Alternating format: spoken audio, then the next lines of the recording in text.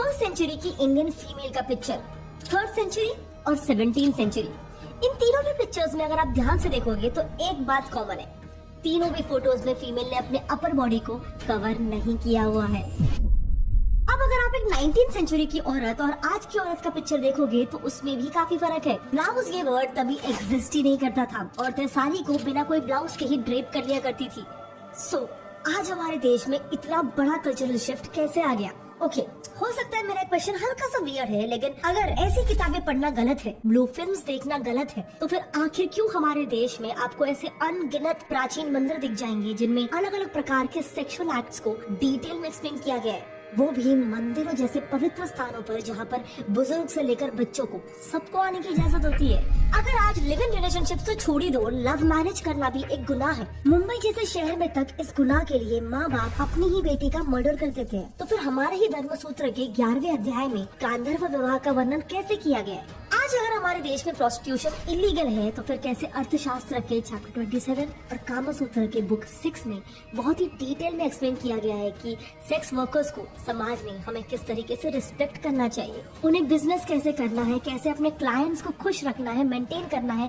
आज क्यों इन किताबों में सेक्स वर्कर्स को समाज का एक अहम हिस्सा माना गया है? मतलब माय क्वेश्चन इज कि शॉकिंग चीजें जो आज एक टाबू बन चुकी है, हमारी सोसाइटी में शर्मनाक बन चुकी है, इन सो कॉल्ड मॉडर्न चीजों को वेस्टर्न कहकर हमारे कल्चर, ट्रेडिशन, धर्म के खिलाफ माना जाता है। तो फिर कैसे आज से इतने हजार साल पहले यही चीजें हमारे ही धार्मिक किताबों में लिखी गई थी और इन टॉपिक्स को एक टाबू की तरह नहीं देखा जाता था? क्या आज हम अपने ही इतिहास, अपने ही कल्चर को पहचान नहीं पा रहे हैं, कम्प्लीटली भूल चुके हैं?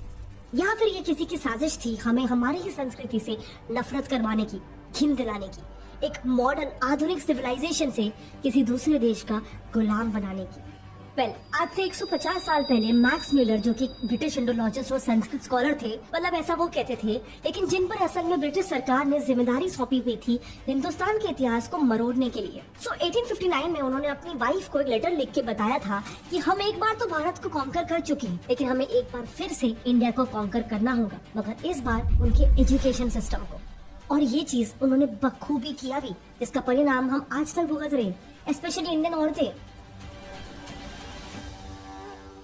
आज तक हमारे देश में लाखों लड़कियों का बाल विवाह करवा दिया जाता है। हर साल 40% यानी करीब 40 लाख लड़कियों को 18 साल के होने से पहले ही स्कूल से निकाल दिया जाता है। डाउरी जैसी एक हीन प्रथा आज तक हमारे समाज में है। मुंबई जैसे शहर में एक देवर और उसकी बीवी ने अपनी भाभी को जिंदा जला दिया डाउरी नहीं देने के लिए। कभी हस्बैंड को जला देने के केसेस सामने आते हैं, तो कभी औरत खुद ही इन-लॉज के टॉर्चर से परेशान होकर आत्महत्या कर लेती है। फिर पिछले ही साल का केस है, एक लड़की के परिवार ने अपने बेटे और उसके हस्बैंड को शहर दिखाने के बहाने से मुंबई बुलाया और उनका मर्डर करके उनके शरीर को छोटे छोटे टुकड़ों में काट के फेंक दिया। क्यों? सिर्फ इसीलिए क्योंकि उस लड़की ने अपने पसंद के लड़के से शादी कर ली। Honour killing, this is still a very big problem in India. A father killed his own daughter and her partner for being in a relationship. और मारने के बाद भी इनको तसल्ली नहीं हुई सर, हाथ पैर बांध के नहर में डाल दिया सर उनको। मेजॉरिटी केसेस में ये सारी चीजें किस बहाने से की जाती है? धर्म का हवाला देके, ये बहाना देखे कि ये चीजें हमारे देश के परंपरा के खिलाफ है, हमारे धर्म के खिलाफ है। इसीलिए मैं क्वेश्चन है कि क्या वाकई में हमारा धर्म यही कहता है? बिल्कुल भी नहीं। मैक्स म्यूलर ने अपने खुद के शब्दों में अपनी ही वाइफ को लिखे लेटर में कहा था कि मैंने हिंदुओं के 3000 साल पुराने वेदास को जड़ से मिटाने के लिए उसका एक ऐसा ट्रांसलेटेड वर्जन बनाया है जो उनके इतिहास को हमेशा हमेशा के लिए बदल के रख देगी, जो आने वाले भारतीयों की एक ऐसी नस्ल पैदा कर देगी जो अपने ही धर्म और सभ्यता को हीन समझते हो, लेकिन वेस्टर्न कल्चर को बहुत ज्यादा मॉडर्न और प्रोग्रेसिव समझते हो। और आज इवन आफ्टर 165 इयर्स अगर आप देखोगे तो इनकी ये स्ट्रैटेजी एक्सट्रीमली सक्सेसफुल है। आज अपने ही कल्चर से नफरत करना कूल माना जाता है। हमें सिखाया जाता है कि हमारे कल्चर में तो काफी प्रॉब्लम्स थे, हमारी सोच काफी ज्यादा पिछड़ी हुई थी, स्पेशली औरतों का तो बुरा हाल था, उन्हें कोई इज्जत नहीं थी, हम तो सिर्फ उन्हें एक बच्चा पैदा करने की मशीन समझते थे। समाज में उन्हें सबसे हीन दर्जा दिया जाता था, लेकिन ब्रिटिशर्स ने आके हमें सही ढंग सिखाया, हमें एजुकेट किया और हमारी औरतों को सम्मान दिलाया।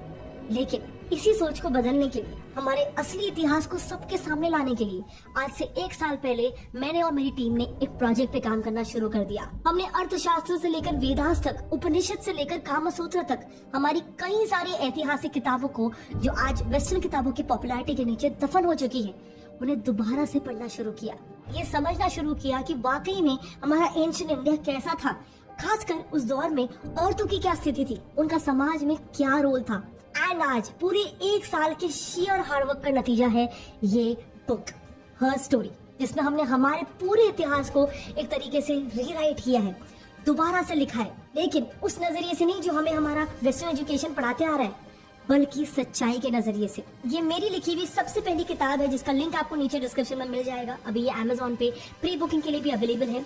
लेकिन अगर हम अभी मेन मुद्दे की बात करें कि कैसे हम एक हाईली मॉडर्न और प्रोग्रेसिव थिंकिंग सोसाइटी से आज एक नैरो माइंडेड रिग्रेसिव सोसाइटी बन गए हैं, इसका जवाब समझने के लिए ना हमें हमारे इतिहास में कई हजार साल पीछे जाना होगा, करीब 12th सेंचुरी में, क्योंकि इस समय के पहले के भारत में और आज के भारत में जमीन आसमान का फर्क है। आप सबसे सिंपल और सबसे पॉपुलर किताब ही ले लो, कामसूत्रा, जो बाय द वे मेरे हिसाब से सबसे ज्यादा मिसअंडरस्टूड बुक भी है, क्योंकि पूरी दुनिया में इस किताब को प्ले बॉय की इंडियन वर्जन जैसा देखा जाता है, मतलब एक इरोटिक नॉवल जैसा देखा जाता है। Kamasutra, the Indian sex thing. There's so many of them, so obviously they must be good at sex. But ये और कुछ नहीं बल्कि इस बुक को मार्केट करने का सिर्फ एक मार्केटिंग गिमिक है। असल में कामसूत्रा सिर्फ एक सेक्स मैनुअल नहीं बल्कि एक लाइफ मैनुअल है।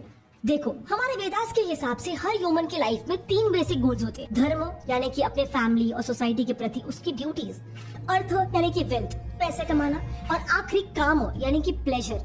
अब यही तीनों चीजें अचीव करने के लिए एक इंसान को क्या करना चाहिए और एक अच्छी और बैलेंस जिंदगी कैसे जीना चाहिए, ये सब कुछ इस किताब में लिखा गया है।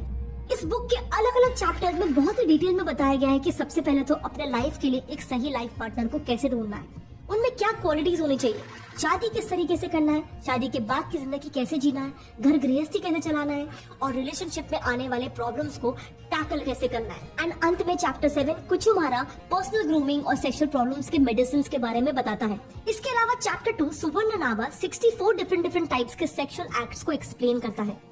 लेकिन इसमें भी इस किताब की सबसे खास बात यह है कि ये सेक्सुअल एक्ट्स को एक म्यूचुअली प्लेजरेबल एक्ट जैसा बताता है, जिसमें क्लियरली मेंशन है कि एक औरत का कंसेंट काफी ज्यादा इंपॉर्टेंट है।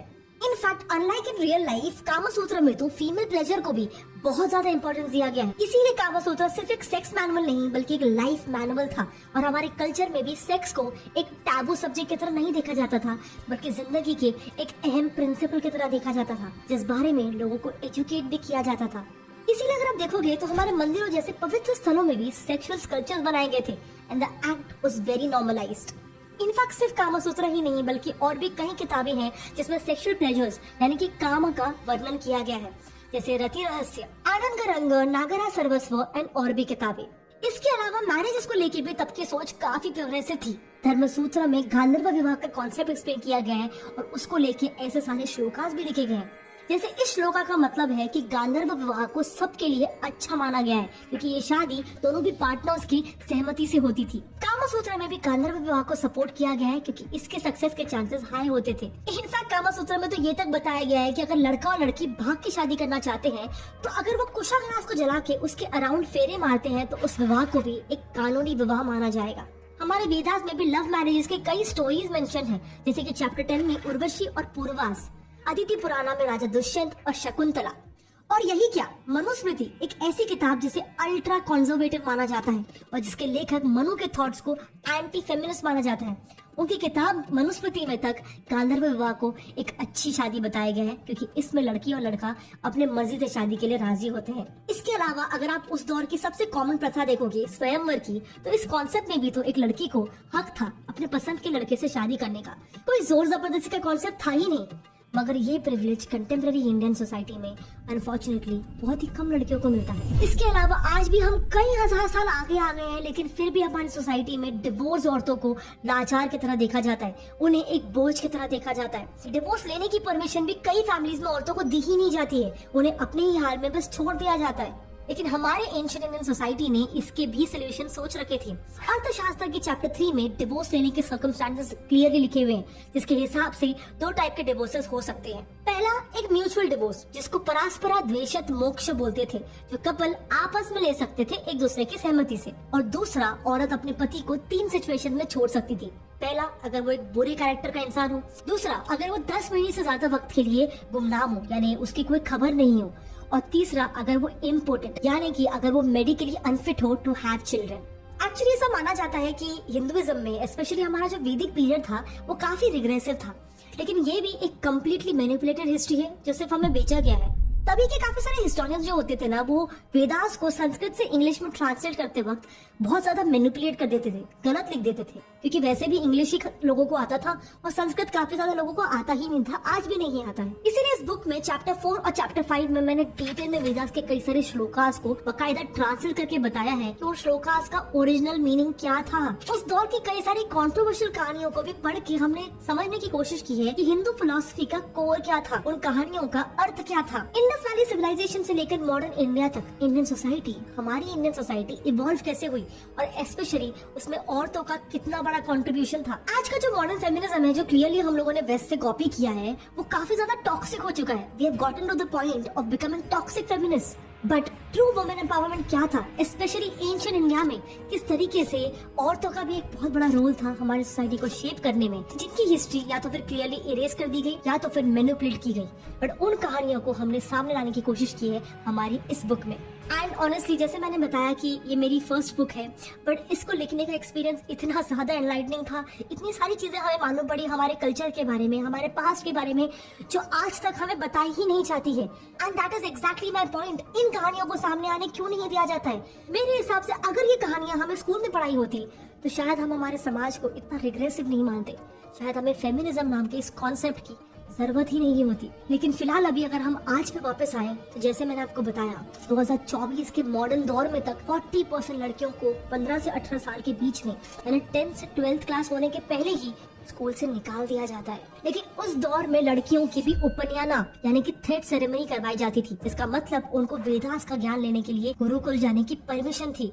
इनफैक्ट वेदास का ज्ञान लेने वाली औरतों को ब्रह्मवदिनीज बोलते थे और औरतों को as a beacon of knowledge देखा जाता था। देवी महात्म्या में इस बात का वर्णन करते हुए कई श्लोकास है। ओवरऑल हमारे पूरे वेदास में 30 प्रोमिनेंट ऋषिकास का मेंशन भी किया गया है। एंड उस वक्त हमारी ऋषिकास कितनी इंटेलिजेंट हुआ करती थी, ये बात एक्चुअली बृहदारण्यक उपनिषद में लिखी हुई गार्गी की एक काफी इंटरेस्टिंग स्टोरी से भी पता चलता है। गार्गी एक ऋषिका थे जिन्होंने राजा जनक के राजसभा में हुए एक इंटेलेक्चुअल डिबेट में तब के सबसे विद्वान ऋषि यज्ञवल्क्य को अपने फिलोसफिकल डिबेट से चुप करवा दिया था। सेम ऐसी एक स्टोरी ऋग्वेदा के पहले चैप्टर में भी लिखी गई है, लोपमुद्रा नाम की एक ऋषिका की जो भी काफी विद्वान थी। एंड जाहिर है इसके पीछे का कारण था हमारा education system. In fact ancient Indian society में ब्रह्म जनना हासिल करने की कोई एज रेस्ट्रिक्शन भी नहीं थी। लिटरली किसी भी स्टेज ऑफ लाइफ में औरतें स्कूल जा सकती थी और इसके अनगिनत एग्जाम्पल्स हैं। जैसे ऋषिका गार्गी ने ब्रह्मचर्य के दौर में यानी कि बचपन में एजुकेशन लिया था, ऋषिका चुड़ाला ने गृहस्थ में यानी कि शादी के बाद एजुकेशन लिया, ऋषिका मैत्री ने वनप्रस्था स्टेज में यानी कि मिडिल एज में, और ऋषिका सुलभ योगिनी ने सन्यासिनी स्टेज में एजुकेशन लिया था। बेसिकली फीमेल लिटरेसी ही हमारे एंशिएंट इंडिया की प्रोग्रेसिव सोच का एक असली कारण थी। लेकिन बहुत ही शर्मनाक बात है कि आज जमाना ऐसा आ गया है कि अभी भी बेटी बचाओ बेटी पढ़ाओ जैसे नारों की जरूरत पड़ रही है। इसके अलावा आज का एक बहुत ही बर्निंग डिबेट ये है कि इंडियन इकोनॉमी में वुमेन रिप्रेजेंटेशन बहुत ज्यादा कम है, जो कि सही बात है और सरकार को इसके लिए कुछ करना चाहिए। लेकिन क्वेश्चन ये है कि जब देश की लड़कियां पढ़ेंगी ही नहीं तो वो वर्कफोर्स में, इकोनॉमी में कंट्रीब्यूट कैसे कर पाएंगी, खुद को फाइनेंशियली इंडिपेंडेंट कैसे बना पाएंगी। लेकिन एंशिएंट इंडिया में लड़कियां एजुकेटेड थी। बनारस हिंदू यूनिवर्सिटी के रिसर्च पेपर से पता चलता है कि एंशिएंट इंडियन वुमेन सोसाइटी में हर फील्ड में काम करती थी। एग्रीकल्चर, टेक्सटाइल फील्ड जैसे कि वीविंग, डाइंग और एम्ब्रॉयडरी जैसा काम करने वाली औरतों को वैतरी, राजायत्री या फिर पेशास्करी बोलते थे। इसके अलावा औरतें धतीज यानी कि नर्सेस से लेकर कई मेल डोमिनेटेड जॉब्स जैसे कि राजा का बॉडीगार्ड और असैसिन्स का भी काम करती थी। आपने विश कन्या के कॉन्सेप्ट के बारे में तो सुना ही होगा कि बहुत ही खूबसूरत औरतें हुआ करती थी जिन्हें कम उम्र से ही हर रोज कम कम मात्रा में जहर पिलाया जाता था ताकि उनका शरीर जहर से इम्यून हो जाए। फिर इनके बड़े होने के बाद इनके होठों पे जहर लगाकर दुश्मन देशों के राजा के पास भेज दिया जाता था उन्हें सेड्यूस करने के लिए। फिर जैसे ही राजा इनसे फिजिकली इंटीमेट होते थे उनकी तुरंत मौत हो जाती थी। इन्हें आप मॉडर्न डे सीक्रेट एजेंट जैसे देख सकते हो जो अपने देश के लिए सेक्स स्पियोनाज करते हैं। एंड उस दौर में कई सारे इंडियन राजा इन विश कन्याओं की बड़ी बड़ी आर्मीज रखा करते थे जिसके चर्चे इतने मशहूर हो गए थे कि अलेक्जेंडर के मंत्री ने तक एरिस्टोटल ने उन्हें वार्न किया था कि ऐसे कई इंडियन एजेंट से उन्हें बच के रहना है। इसके अलावा हमारे इतिहास में कई औरतों ने राजपाट भी संभाला है। गुप्ता डायनेस्टी की प्रिंसेस प्रभावती गुप्ता ने अपने हस्बैंड की मौत के बाद वाकाटका डायनेस्टी को 20 सालों तक रूल किया था। इस बीच प्रभावती की मदद से ही गुप्तास साका इन्वेडर्स को हरा पाई थी, जिसे गुप्ता एम्पायर पूरे नॉर्थ इंडिया में अनडिफिटेड रूल कर पाया था। इसके अलावा भी हमारे इतिहास में कई ऐसे वीर महारानियों की कहानियां हैं जिन्होंने सालों तक न सिर्फ राज किया बल्कि अपने साम्राज्य को दुश्मन से बचाए भी रखा। मैंने इस बुक में ऐसी कई सारी इंटरेस्टिंग कहानियां ऐड की है जो हमारे इतिहास में दफन हो चुकी है, जैसे नायकी देवी की कहानी जिन्होंने मोहम्मद घोरी को हराया था, इमेजिन। फिर रानी दुर्गावती की कहानी जिन्होंने असफ खान को हराया था, और अंत में जब मुगलों ने उन्हें कम्प्लीटली घेर लिया था तब अपने आप को उनके हवाले करने के बजाय रानी दुर्गावती ने एक सम्मान की मौत मरना ज्यादा पसंद किया। उन्होंने अपनी कटार निकाली और अपने हाथों से अपना ही खून कर दिया। फिर वुमेन ऑफ साउथ इंडिया पर तो एक पूरा चैप्टर ही मैंने डेडिकेट किया हुआ है, चैप्टर 10, क्योंकि जो साउथ इंडिया था वहाँ पे काफी ज्यादा इन्वेजन उतने नहीं हुए थे, कॉलोनाइजेशन उतने नहीं हुए थे, इसलिए साउथ इंडिया में भी काफी सारी ऐतिहासिक कहानियां हैं औरतों की, वुमेन रूलर्स की, वुमेन वॉरियर्स की, जिनके बारे में हमें कभी नहीं पढ़ाया गया। हमें सिर्फ यही बताया गया कि हम तो काफी कमजोर थे, कभी ब्रिटिशर्स हम पे आके आक्रमण कर चुके थे तो कभी मुगल हम पे आके आक्रमण कर चुके थे। जबकि सच्चाई ये है कि इवन ग्रीक हिस्टोरियन मेगास्थीन्स ने अपनी बुक में लिखा था कि उस वक्त साउथ इंडिया में प्रोविंशियल और विलेज एडमिनिस्ट्रेशन को फीमेल्स रन करती थी। इसीलिए आई रियली डोंट नो कि क्यों कई वेस्टर्न और कई सारे इंडियन फेमिनिस्ट भी ये मानते हैं कि एंशिएंट इंडियन सोसाइटी में वुमेन एम्पावर्ड नहीं थी, जबकि ये सच्चाई बिल्कुल भी नहीं है। एक्चुअली हुआ ये ना कि 12th सेंचुरी के बाद से हमारे इतिहास में एक ऐसा मोड़ आया जिससे इंडियन औरतों के लिए एक तरीके से डार्क एज ही शुरू हो गया। उनको मिलने वाला सारा फ्रीडम, सारा रिस्पेक्ट, सब कुछ खत्म हो गया और वो वाकई में एक लाचार अबला नारी बन गई। 12th सेंचुरी की एडी की शुरुआत में भारत पर कई सारे पर्सो अरेबिक यानी कि इस्लामिक इन्वेजन्स हुए। सो उस वक्त जब भी ये इन्वेजन्स होते थे, ये इन्वेडर्स वेल्थ लूटने के साथ साथ इंडियन औरतों पे सेक्सुअल अब्यूजेस भी किया करते थे। उनको उठा के लेके जाते थे ताकि वो उनके हैरम में उन्हें रख सके या फिर सेक्स स्लेव बनाकर मार्केट में बेच सके। इसीलिए आपको पता होगा इसी दौर में नॉर्थ इंडिया में जौहर सिस्टम शुरू हो गया था, जिसमें हमारी औरतें उनका राज हारने के बाद यानी राजा के बनने के बाद खुद को जिंदा जला देती थी ताकि उनकी डेड बॉडी भी इन्वेडर्स के हाथ नहीं लगे। लेकिन इवेंचुअली जो इन्वेडर्स पहले लूट के वापस अपने देश चले जाते थे, सन 1206 से उन्होंने भारत पर ही राज करना शुरू कर दिया। वो यहीं पे रहने लग गए। दिल्ली सल्तनत का राज शुरू होते ही भारत में पहली बार पर्दा सिस्टम की शुरुआत भी हो चुकी थी। औरतों को अपना फेस कवर करना पड़ता था ताकि उन पर किसी भी सल्तनत के सोल्जर्स की नजर ना पड़े जो उनको उठाकर ले ना जा सके। इसलिए तब से हिंदू औरतें घूंघट पहनने लगी और यहीं से वो कॉन्सेप्ट निकला कि मर्दों को, फीमेल्स को यानी कि औरतों को प्रोटेक्ट करना चाहिए। फिर मिड 1300s में औरतों पे अगला सबसे बड़ा रेस्ट्रिक्शन आया।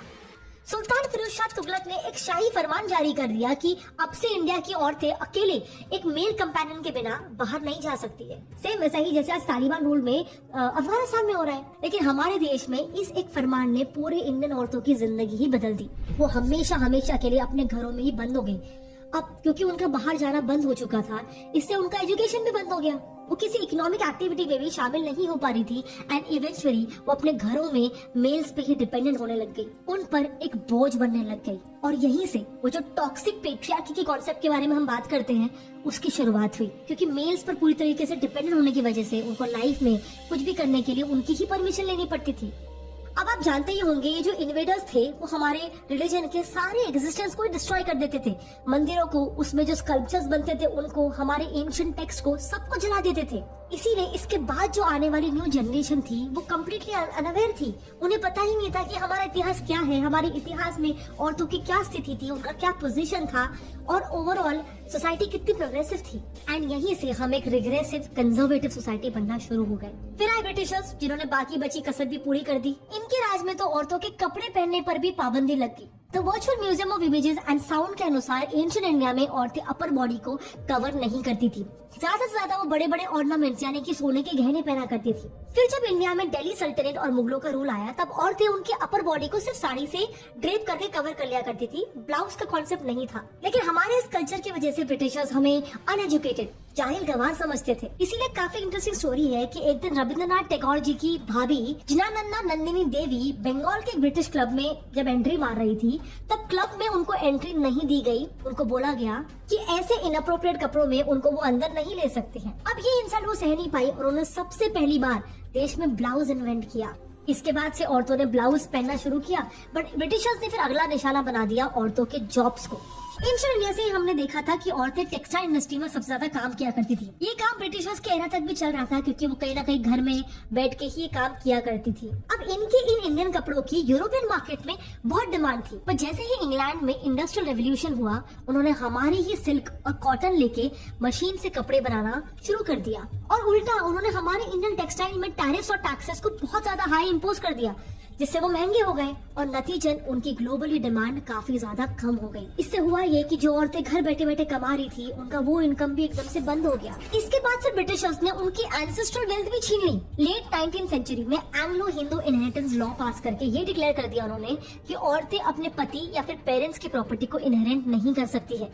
और अंत में मेरे हिसाब से जो सबसे क्रूर कदम ब्रिटिशर्स ने उठाया, वो था हमारे पूरे इतिहास को ही तोड़ मरोड़ के हमारे ये सामने उन्होंने पेश कर दिया। देखो, वैसे भी खिलजियों से लेकर मुगलों ने हमारे लाखों किताबें जलाई थी, हमारे कई लाइब्रेरीज, यूनिवर्सिटीज को जलाकर उन्होंने ये इंश्योर किया था कि हमारा असली इतिहास हमें पता ही ना चल सके। लेकिन इसके बाद जब 1849 में मैक्स मिलर ने हमारे ही वेदास को गलत तरीके से मैनिपुलेट करके ट्रांसलेट किया और हमारे ही सामने पेश किया, और फिर उसके बाद 1935 में ब्रिटिश हिस्टोरियन एंड पॉलिटिशियन मैकॉयले ने मैकॉयलिज्म पॉलिसी इंट्रोड्यूस की थी, जिसमें उन्होंने हमारे गुरुकुल सिस्टम को खत्म करके हम पर वेस्टर्न एजुकेशन को थोपना शुरू कर दिया था। तो इन दो मेजर रीजंस की वजह से हमारे देश का एक कंप्लीट डाउनफॉल शुरू हो गया। बात सिंपल थी, अंग्रेज हमारे भारतीयों की एक ऐसी नस्ल खड़ा करना चाहते थे who were Indian in blood and colour but English in taste, opinions, morals and an intellect. उन्होंने आर्यन इन्वेजन थ्योरी जैसे कई कहानियां बनाना शुरू कर दिया, जिससे हमें लगने लगा कि ब्रिटिशर्स के आने के बाद से ही हम प्रोग्रेसिव हुए।